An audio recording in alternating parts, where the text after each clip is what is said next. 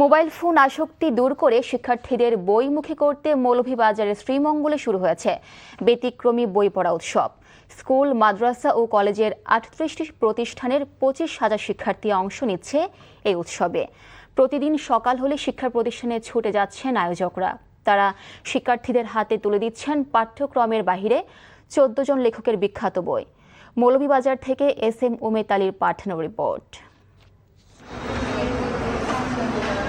শুধু পরীক্ষায় ভালো ফল নয়, বরং একজন চিন্তাশীল, সৃজনশীল ও মানবিক মানুষ হিসেবে গড়ে তুলতে বই পড়ার কোনো বিকল্প নেই। তবে বর্তমানে মোবাইল ফোন ও ইন্টারনেট আসক্তির কারণে বই পড়তে যেন ভুলে যাচ্ছে কিশোর তরুণরা।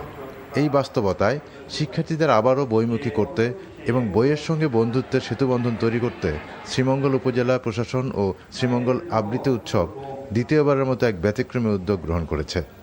মোবাইল থেকে বই পড়া থেকে বই থেকে বই পড়াটাকে আমি ভালো বলে মনে করি। শুধু GPA 5 বা রেজাল্ট ভালো করলেই হয় না, অনেক কিছু জানতে হয়। মোবাইলে বইটা না পড়ে সবাই চেষ্টা করবে যেন বইটা হাতে নিয়ে পড়ার, মানে এটার অনুভূতি অন্যরকম। ছেলেমেয়েরা বইয়ের প্রতি আকৃষ্ট হচ্ছে, তারা নতুন নতুন বই পড়তে চাচ্ছে এবং লাইব্রেরির প্রতি তাদের আগ্রহ বেড়ে গেছে। বই পড়ায় আগ্রহ বাড়াতে ৩ মাসব্যাপী ব্যতিক্রমী বই পড়া উৎসবের এমন আয়োজন।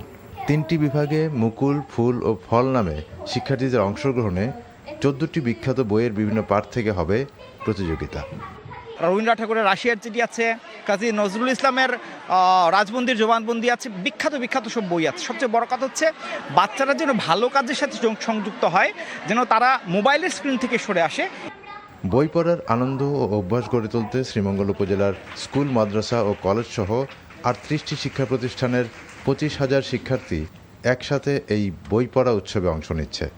গ্রামের স্কুল থেকে শুরু করে আমাদের মাদ্রাসা থেকে শুরু করে প্রতিষ্ঠিত স্কুল সবাই একসাথে এই প্রতিযোগিতায় অংশগ্রহণ করছে এবং সকলের মধ্যে একটি স্বতঃস্ফূর্ত পরিবেশ বিরাজ করছে। প্রত্যেকটা বাচ্চা আমার কাছে মনে হচ্ছে তারা এত সপ্রতিভ এবং এই বইগুলির মধ্যে পড়ে তারা যেভাবে জ্ঞান অর্জন করবে, পাশাপাশি তাদের মধ্যে যদি একটা পাঠ্যাভ্যাস তৈরি হয়, এটাই আমার কাছে মনে হয় যে বড় একটা পাওয়া হবে।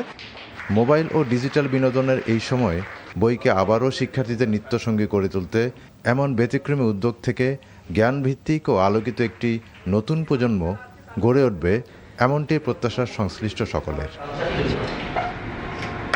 NTV news desk.